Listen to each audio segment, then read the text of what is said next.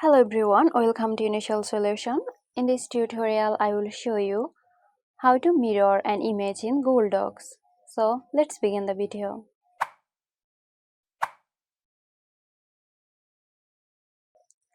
First open your document. Now click Insert from the top menu and then go to Drawing and click on New. A drawing window will appear. From the toolbar, go to Image. Upload the image you want to mirror. Now click Actions from the top menu. Hover over Rotate and select Flip horizontally.